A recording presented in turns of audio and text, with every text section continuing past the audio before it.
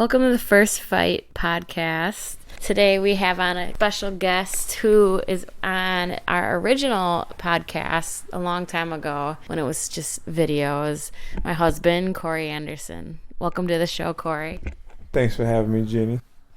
So Corey's going to tell you his first fight story. We met years ago and we actually sat down and did an interview before we were married, and now we're just going to revisit that, and we're going to talk about some of the recent events with his most recent fight this past weekend.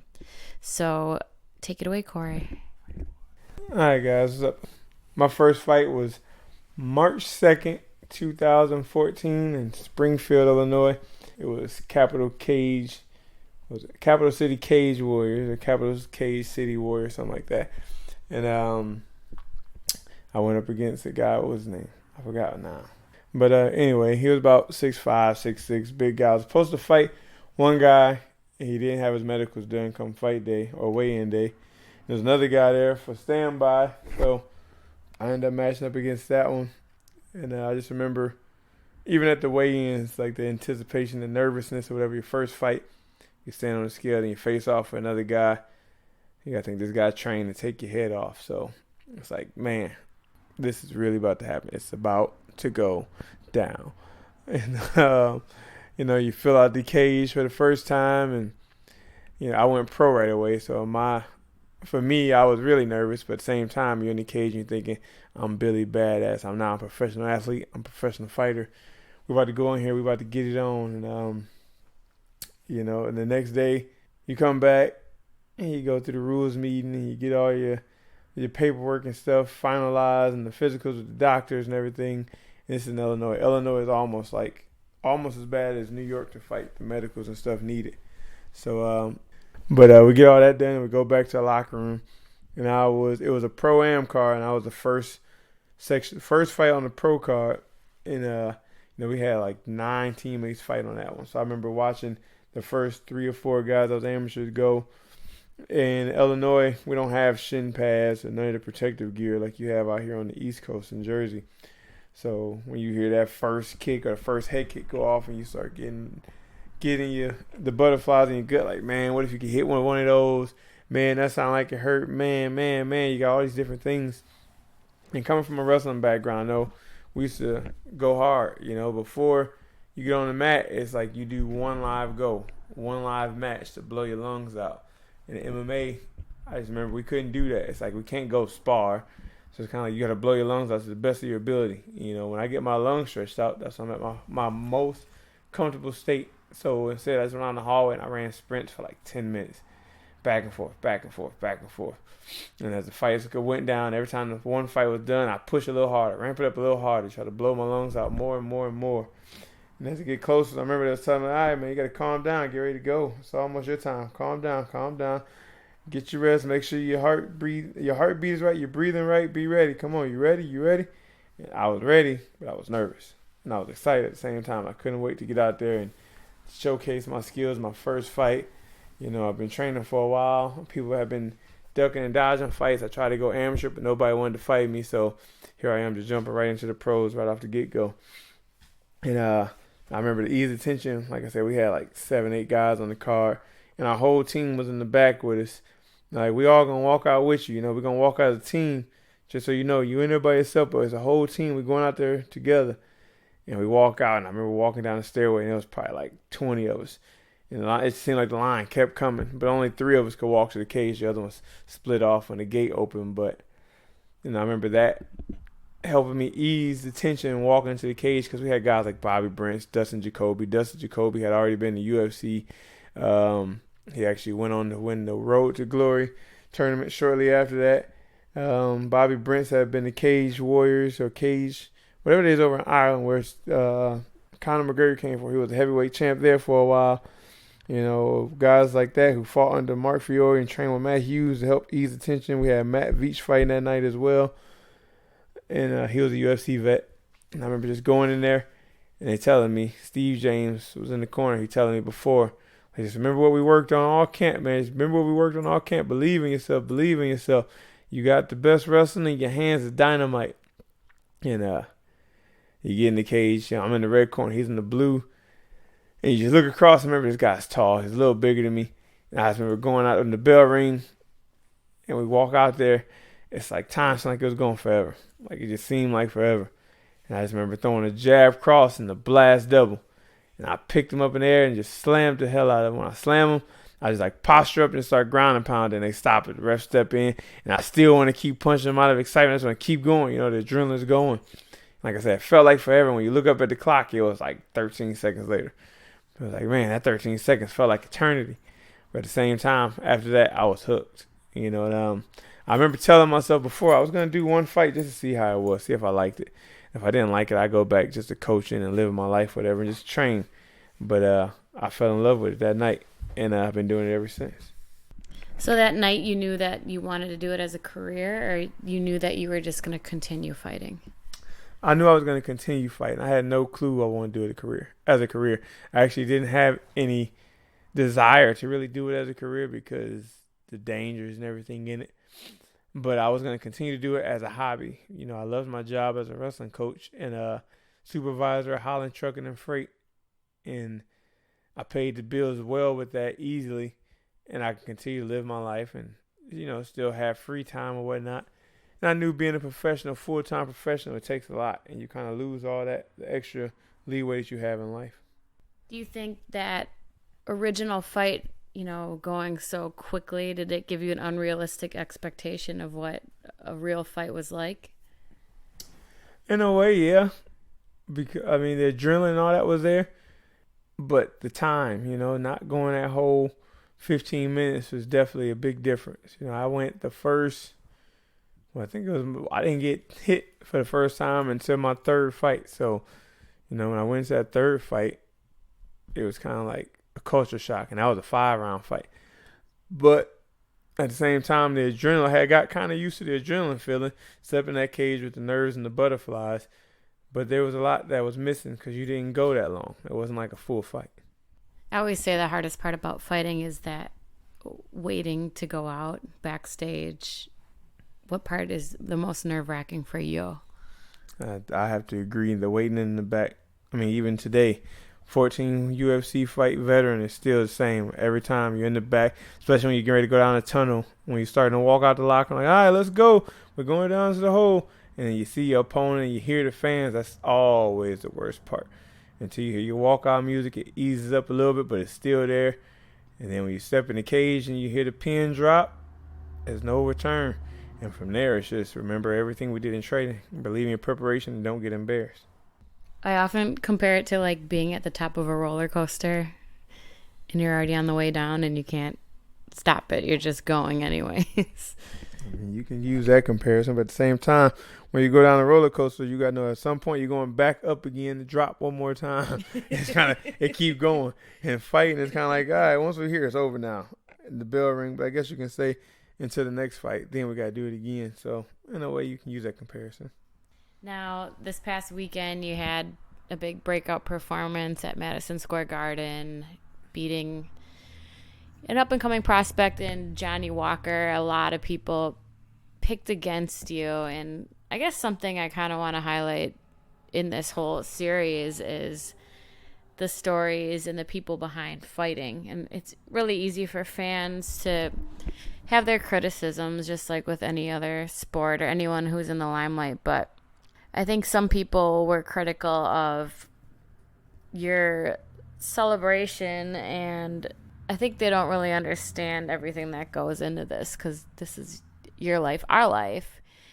And I don't know about you, but something that weighed heavy on me being your wife was that this last time we were at Madison Square Garden, you got knocked out on a very big stage, and actually 2 years to the day today that had happened.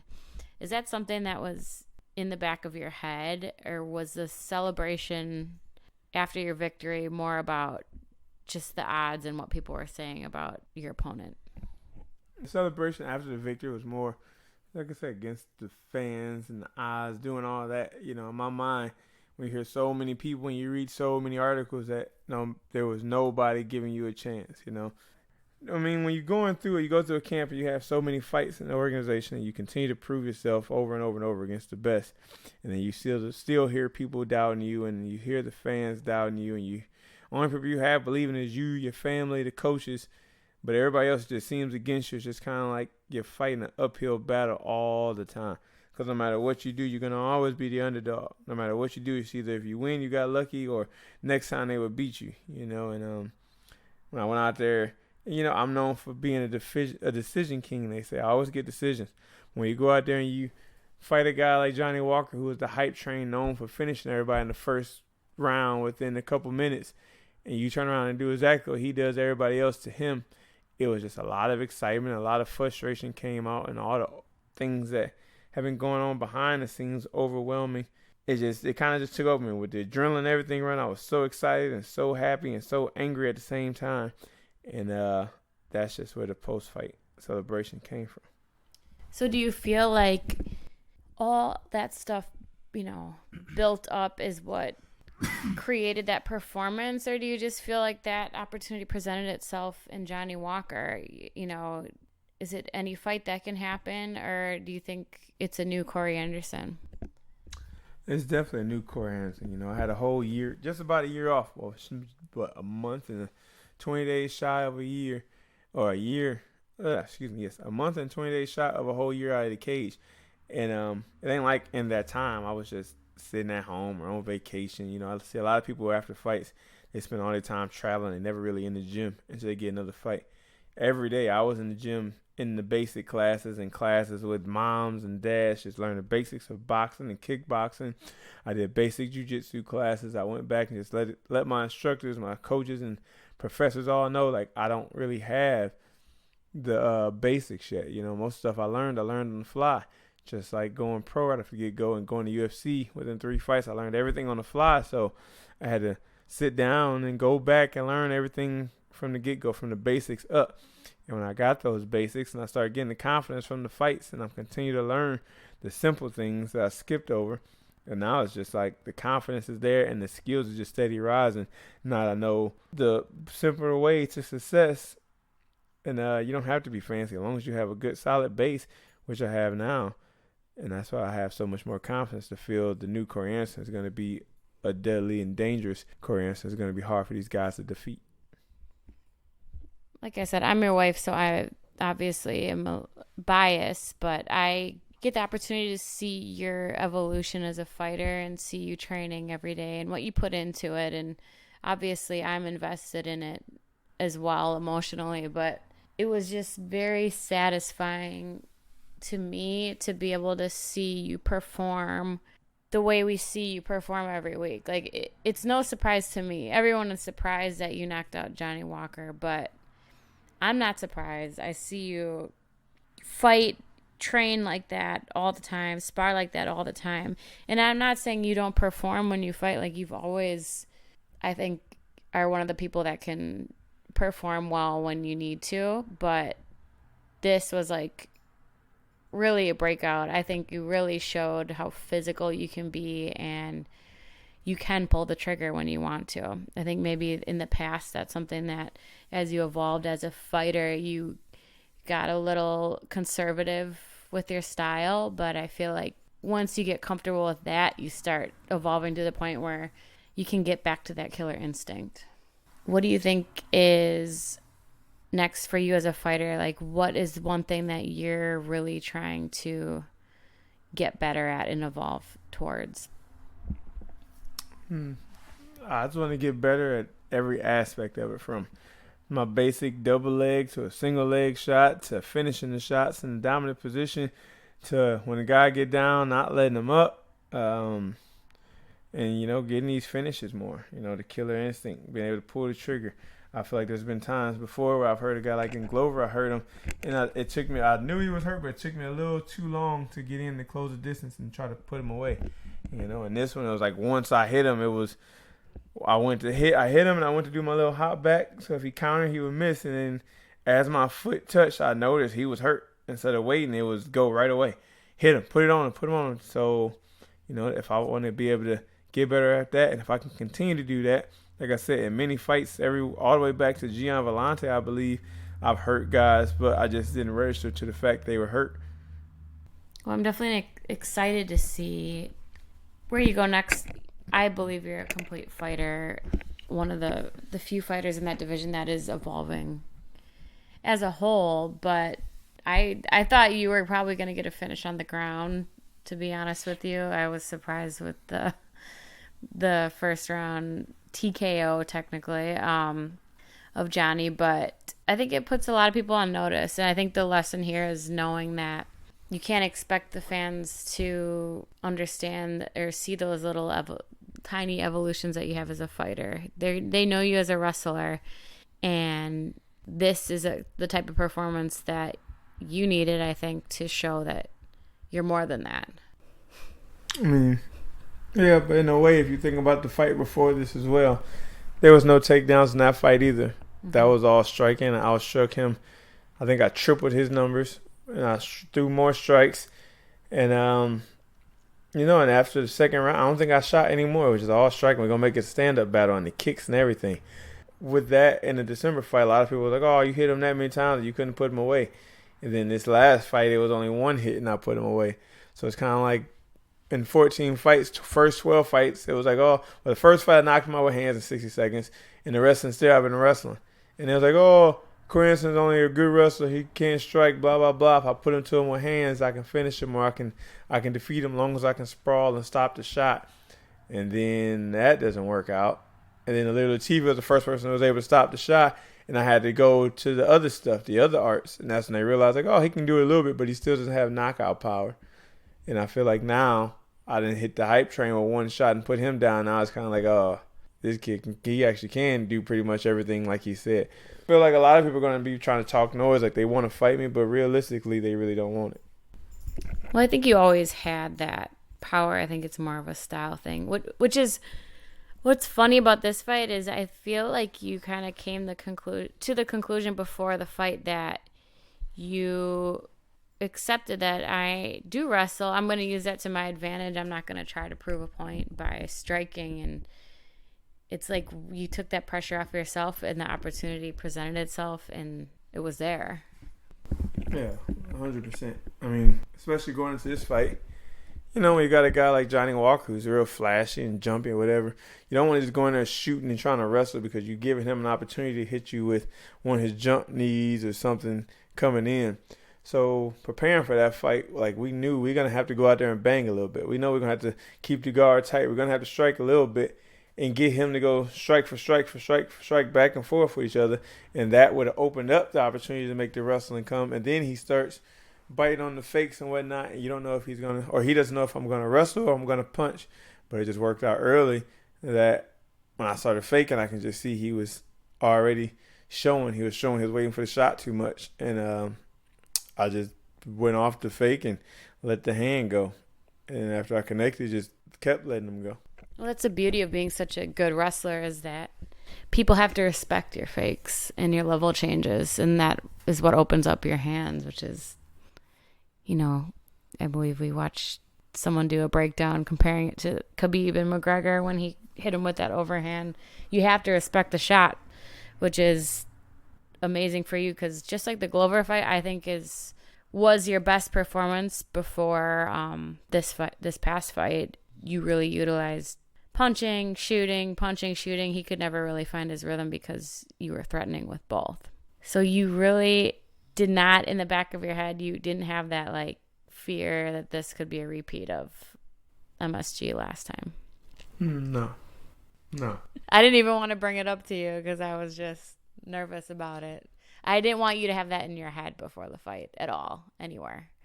It wasn't. I was more confident. You got to think in the OSP fight, ain't like I got manhandled and got knocked out. It was a simple mistake that I made, letting my hands drop, moving the wrong way on the southpaw. And the time since that fight, in 2 years today, I've been drilling those things over and over to where I knew we wouldn't make that mistake again. I learned from the first time. I was like, we're not going to let this happen again.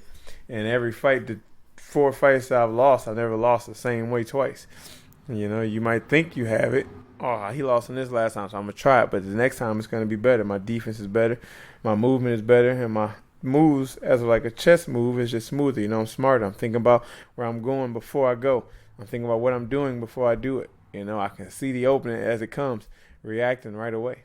Not to be like cheesy, but you really showed me in that fight, those 2 fights in a row, and you lost back to back KOs. It really showed me what you were made of and how you were able to just mentally come back from that and it really not affect you in a negative way. Like, you definitely got better. I think it's what you needed to get better. And it's definitely something that I don't know if you would want to, but Johnny Walker can kind of look at as the model for going forward, because I know you had talked to him after the fight, but what would you want him to know about going forward after a loss like that? Pretty much the same thing I told him in the green room. You still dangerous. The things you do as a threat is still going to be a threat. Now you just need to evolve. You're young, and you're still going to be a problem. You just got to work on these little details, and in time, like I said, he's young, 26, 27. In time, you're going to grow and you're going to evolve. By the time when I was 27 or 26, I had 2 losses, whatever. In the UFC, I debuted at 24, 23, 24. So, I was young. Well, like I said, he had 20 fights coming in already against me. I had 3 fights when I got in the UFC. So he's already got the one upper hand on me. He's got the experience already. But now he's just at the level where he's going to fight harder guys. And he already passed that threshold where you got the mediocre guys. It's like, okay, I can do certain things too. And he already jumped up with the big boys it's like, all right, now I know I have to learn from it. It took me losing to Jimmy Manuel before I got there. So that was my third third loss in my career when I realized, like, okay, there's different levels here. It's different things I got to do different.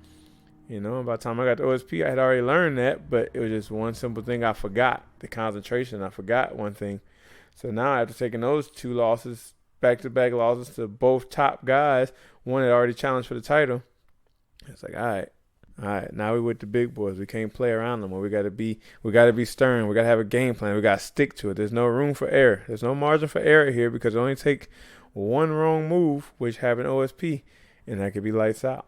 And we just, ever since then, the last 4 fights, we stayed on it. You got to think 4 fights, and I don't even think I've been rocked or connected clean in 4 fights, and it's been against all top 15, 3 top 10 ranked guys. And why do you think that you're the man to beat Jon Jones? Because I train harder than everybody else. I'm smarter than everybody else. I got fight IQ, and I got the will, and I got the heart. When you put all that together, you just got a dangerous man. And the worst part about it all, I'm just in a happy place in life. Like I said, going into this fight, the best place in my life for my son, my wife, my family, my career, way everything is going for me. I don't fight with the stresses of I have to win anymore. I fight because I really love it now. I'm at the point where I love this. I love going out there and just painting the canvas with my movement and what I do and making a masterpiece, So, and to go out there against somebody like him who's going to throw different stuff and make it tricky and challenging, that's going to be my best painting of all, because I have to evolve to the best.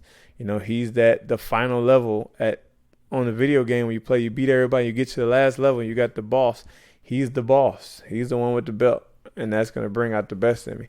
And just like a video game, you take losses along the way to get to that final level.